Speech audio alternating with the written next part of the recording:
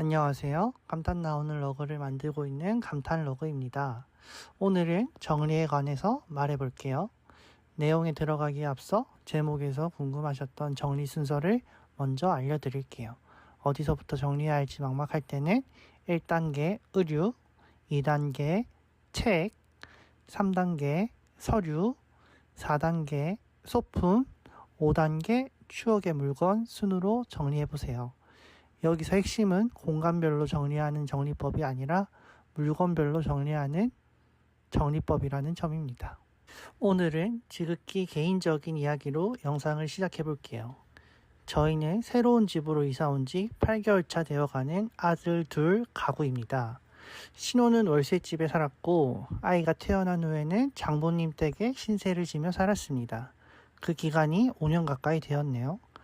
그렇게 꿈에 그리던 우리만의 집이 생기고 앞으로는 행복한 일만 가득할 거란 기대에 힘들었던 입주 과정은 행복한 기억으로 남아 있어요. 다들 공감하시겠지만 아이가 있으면 정리정돈이 너무 안 되더라고요. 그래서 이사 때 버리지 못하고 박스에 넣어둔 짐들이 한 방에 가득한 상태로 8개월이라는 시간이 지났습니다.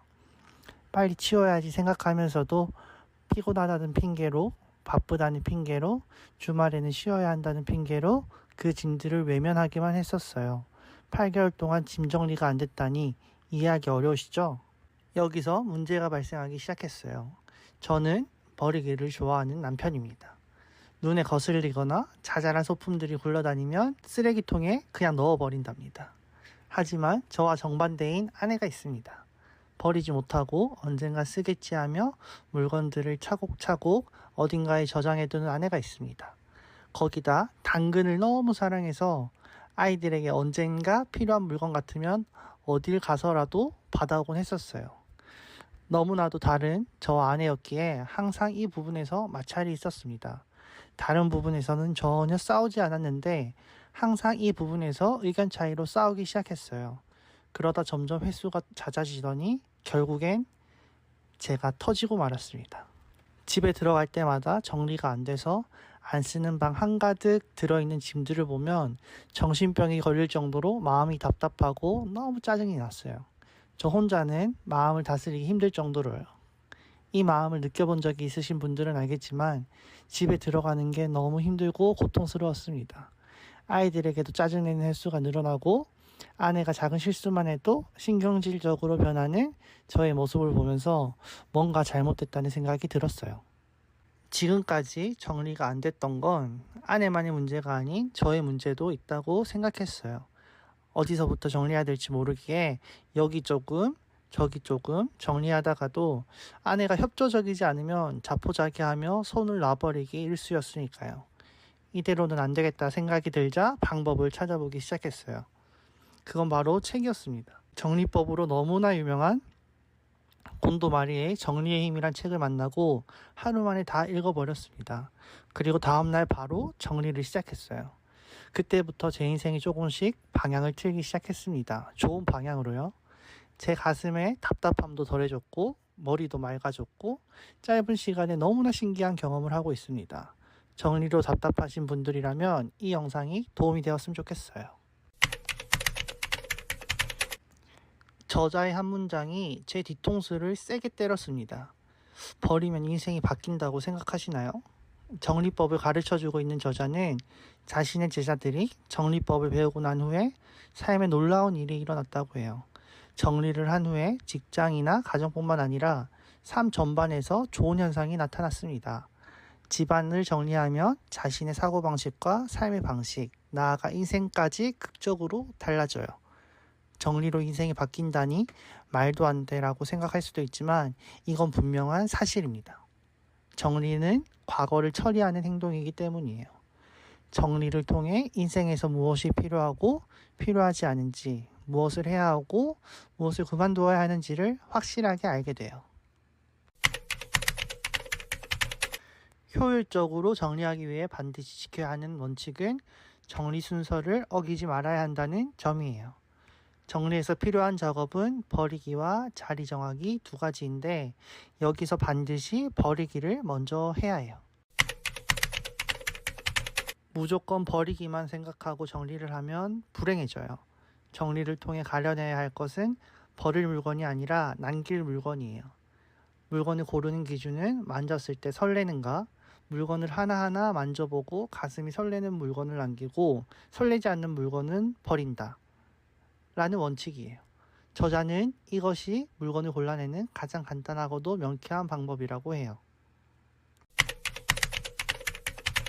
버리는 순서는 반드시 지켜야 합니다.